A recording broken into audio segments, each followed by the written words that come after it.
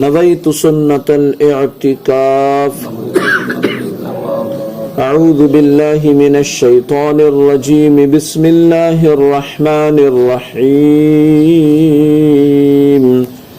ثم أنزل عليكم من بعد الغم أمنة نعاسا يغشى طائفة منكم وطائفة قد أهمتهم أنفسهم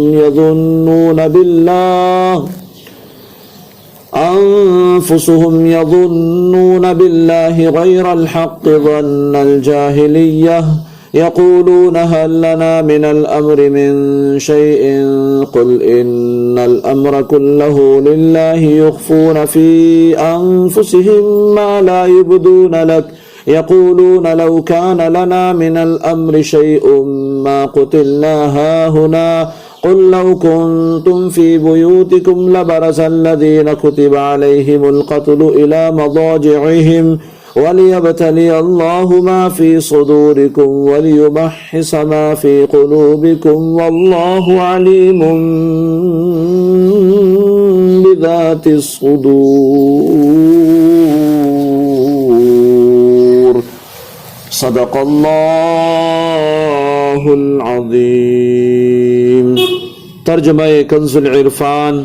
پھر اس نے تم پر غم کے بعد چین کی نیند اتاری جو تم میں سے ایک گروہ پر چھا گئی اور ایک گروہ وہ تھا جسے اپنی جان کی فکر پڑی ہوئی تھی.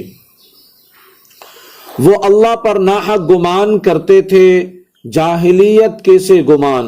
وہ کہہ رہے تھے کہ کیا اس معاملے میں کچھ ہمارا بھی اختیار ہے؟ تم فرما دو کہ اختیار تو سارا اللہ ہی کا ہے. یہ اپنے دلوں میں وہ باتیں چھپا کر رکھتے تھے جو اپنے پر ظاہر کرتے، کہتے اگر ہمیں بھی اس معاملے میں کچھ اختیار ہوتا تو ہم یہاں نہ مارے جاتے. اے حبیب تم فرما دو کہ اگر تم اپنے گھروں میں بھی ہوتے جب بھی جن کا مارا جانا لکھا جا چکا تھا وہ اپنی قتل گاہوں کی طرف نکل آتے. اور اس لیے یہ ہوا کہ اللہ تمہارے دلوں کی بات آزمائے اور جو کچھ تمہارے دلوں میں پوشیدہ ہے اسے کھول کر رکھ دے، اور اللہ دلوں کی بات جانتا ہے. غزوہ احد میں تکالیف اٹھانے کے بعد اللہ کی طرف سے مخلص مومنوں پر خاص کرم نوازی ہوئی. وہ یہ کہ اللہ تعالیٰ نے ان کی پریشانی دور کرنے کے لیے ان پر غم کے بعد چین کی نیند اتاری جو صرف مخلص صحابہ کرام علیہم رضوان پر ہی اتری.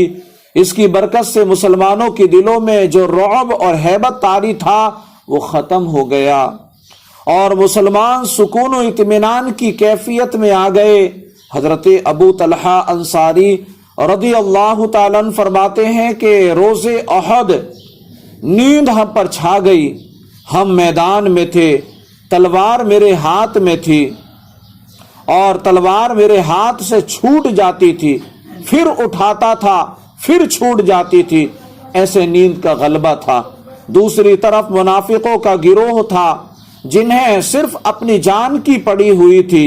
وہ اللہ پر معاذ اللہ بدگمانیاں کر رہے تھے کہ اللہ تعالی حضور سید الانبیاء محبوب کبریا جناب محمد الرسول اللہ صلی اللہ علیہ وسلم کی مدد نہ فرمائے گا، یا یہ کہ حضور پاک صلی اللہ علیہ وسلم شہید ہو گئے، اب آپ کا دین باقی نہ رہے گا. یہ وہ گمان کر رہے تھے. تو اسی کے تعلق سے یہ فرمایا گیا یہ صرف جاہلیت کے گمان تھے.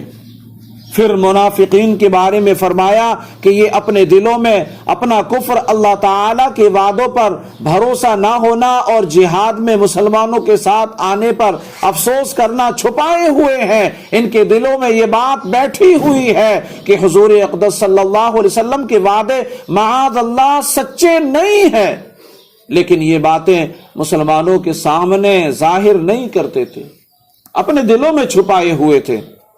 یہ کہتے ہیں کہ اگر ہمارے بھی یہاں کچھ بات مانی جاتی، کچھ چلتی ہوتی اور جنگ احد کے بارے میں ہمارا مشورہ مان لیا جاتا تو ہم یہاں نہ مارے جاتے۔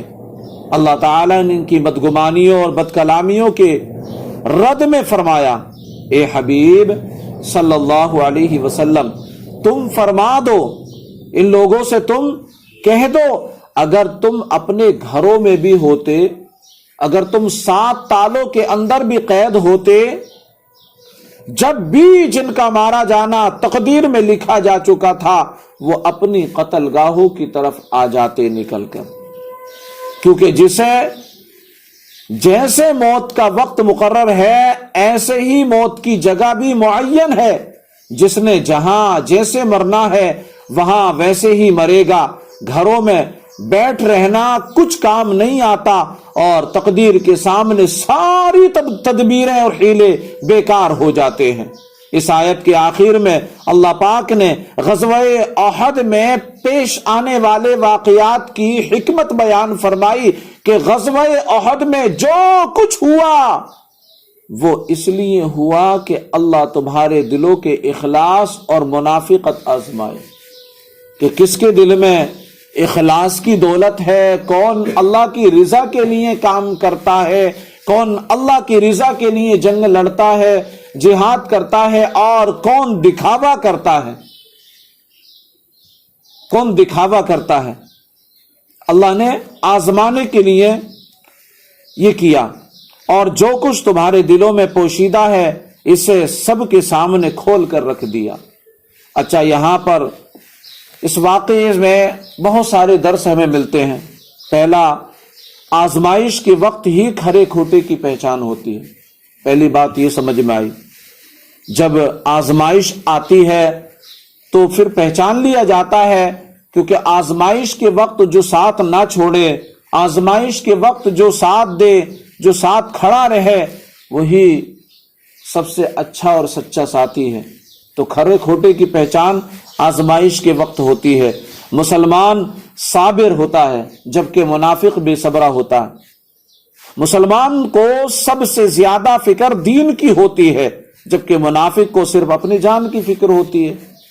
مومن ہر حال میں اللہ پر بھروسہ رکھتا ہے اور اللہ تعالیٰ سے حسن ظن رکھتا ہے، جبکہ منافق معمولی سی تکلیف پر ہی وابیلے مچانا شروع کر دیتا ہے اور اللہ کے بارے میں بدگمانیاں کرنا شروع کر دیتا ہے۔ اللہ تعالیٰ کے وعدے پر کامل یقین رکھنا کامل ایمان کی نشانی ہے، کہ جو ایمان والا ہوگا وہی اللہ کے وعدوں پر یقین رکھے گا۔ اچھا، موت سے کوئی شخص فرار نہیں ہو سکتا، کوئی بھی شخص فرار نہیں ہو سکتا، اور موت کا معاملہ ایک ایسا معاملہ ہے کہ اس کو اپنے کیا، بیگانے کیا مسلمان کیا کافر سب مانتے ہیں، موت آنی ہے، مرنا ہے، تو موت سے کوئی شخص فرار نہیں ہو سکتا۔ جس کی موت جہاں لکھی ہے وہاں آ کر ہی رہے گی۔ جہاد سے فرار مسلمان کی شان کے لائق نہیں ہے۔ غزوہ احد میں منافقین کے علاوہ جتنے مسلمان تھے وہ سب اللہ تعالیٰ کے پیارے تھے، اور اللہ تعالیٰ نے ان پر خصوصی کرم نوازی فرمائی۔ صلو علی الحبیب صلی اللہ تعالی علی محمد صلی اللہ علیہ وآلہ وسلم۔